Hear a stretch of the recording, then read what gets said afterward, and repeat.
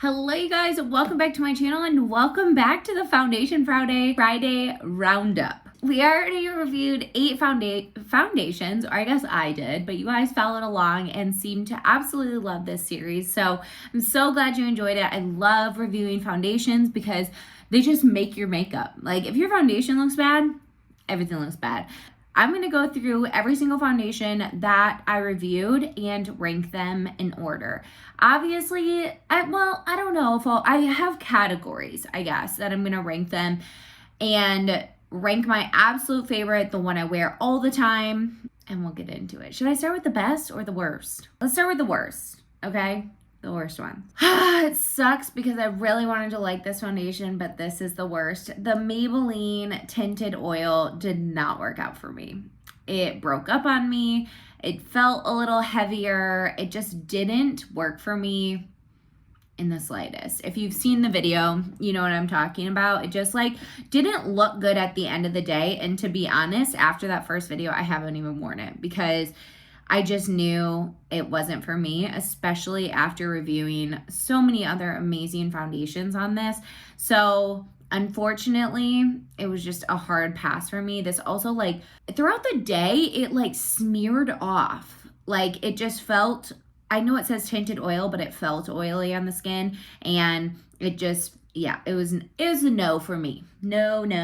Now, after that, every single other foundation or foundation product I really enjoyed. So now it's just basically the worst of the best to the best kind of thing. So let's start with the non-actual foundations. These two were more like light coverage, skin perfectors, as you will. So the Maybelline one is the Maybelline Instant Age Rewind Perfector 4-in-1 Whipped Matte Makeup. And then we have the L'Oreal Age Perfect 4-in-1 Tinted Balm. Now these are completely different products.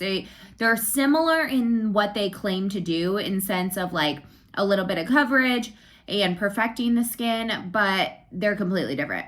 So the L'Oreal one, as you can see, I've dug out some of it, and this one is dewy. So if you have dry skin, if you have mature skin, you'll probably really like this. Obviously, it's geared toward more mature skin as well with the Age Perfect line. But this is absolutely gorgeous, and I wore this differently in the video than I actually have used it now. So I actually wore this going out to dinner with my parents because we had to get ready like super quickly, and I wanted just like a light, fresh makeup. So I put on this with a really light layer, and I dug some out with my nails, really blended it in, put on some concealer just to cover, you know, my under eyes and stuff, light layer of that, powders, and I was like out the door. And so it was really nice to have something that just looked super fresh in the summertime. I don't think I would wear this all day, but I would 100% wear it for like dinner or something, or just wanting to look a little bit better for an event or something, and not wear a full face of makeup, but also still kind of have that perfected look to my skin. So I really enjoy this for that kind of thing, if you want like that dewy look, but your skin but better almost. Now this one I would wear all day long. This is the Maybelline 4-in-1 Perfector, and I love this because it is like your skin but better.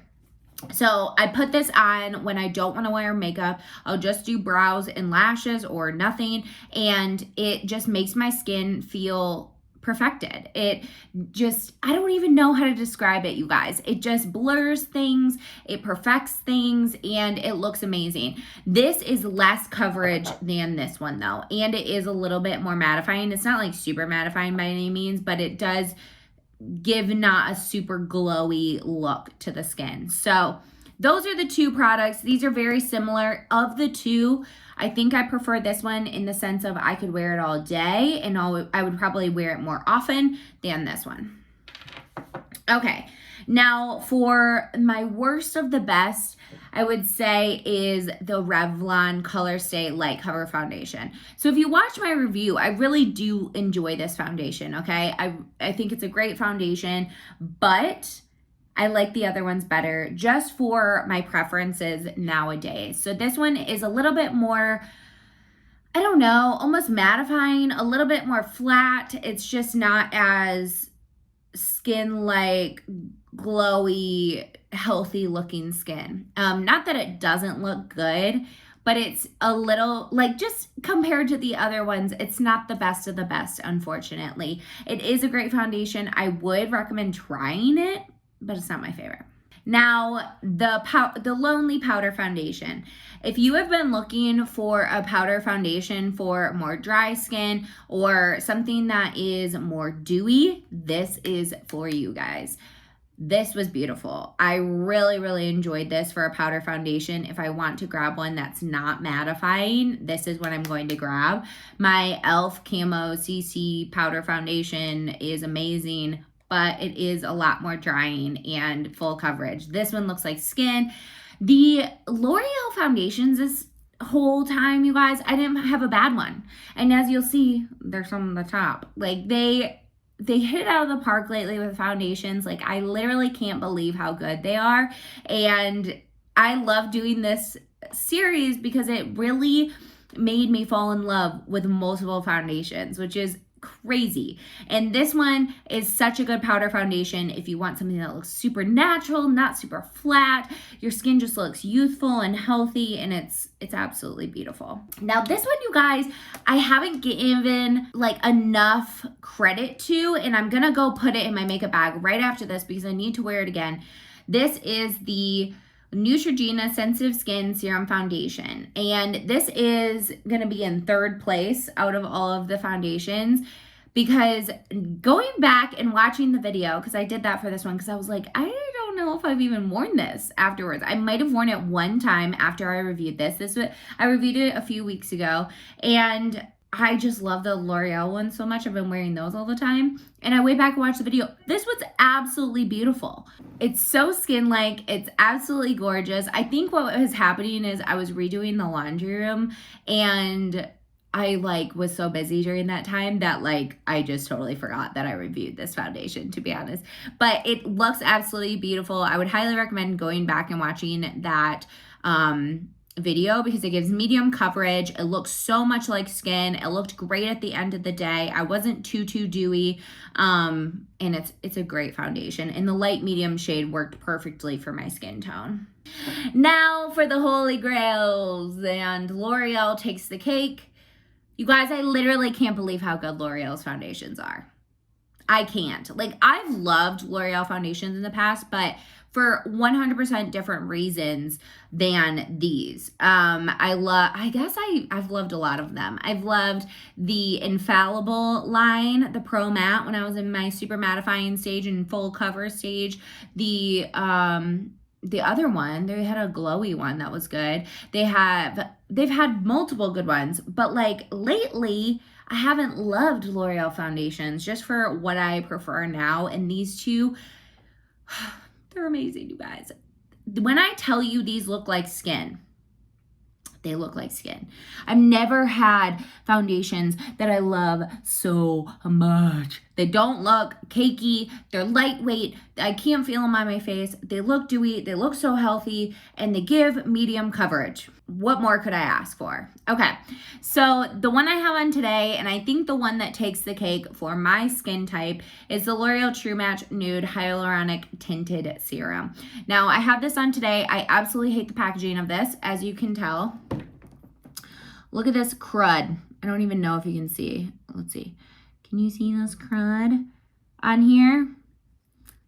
And the disgustingness that is the bottle. So I really hope they change the dropper because it's the worst, but the foundation is the best. But the foundation is literally absolutely beautiful. I'm in the shade 3-4 light medium. It works perfectly for my skin tone. It is on the little bit of a cooler side of a tone, just so you know.